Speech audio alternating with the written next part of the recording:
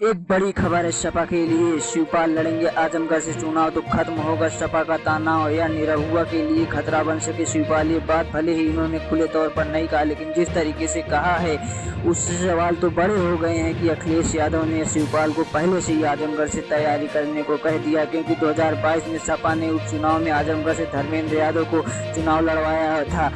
हुआ ये था कि निरहुआ से चुनाव हार गए थे।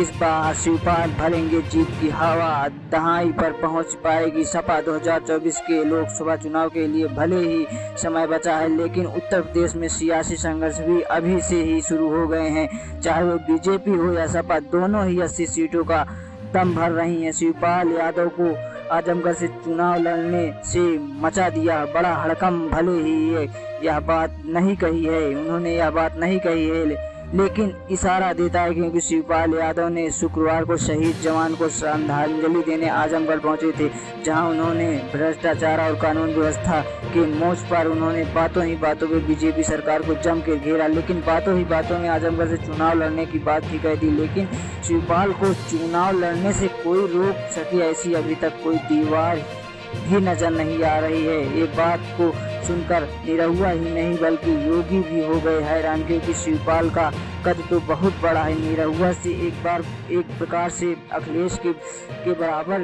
के माने जाते हैं। अखिलेश यादव ने शिवपाल को समाजवादी पार्टी को मजबूत करने को कह दिया, इससे तो शिवपाल के कंधे पर ही पूरी जिम्मेदारी है। अखिलेश यादव का पावर मंच जिससे तो पता चलता है कि अखिलेश यादव 80 की 80 सीटें जीत जाएंगे।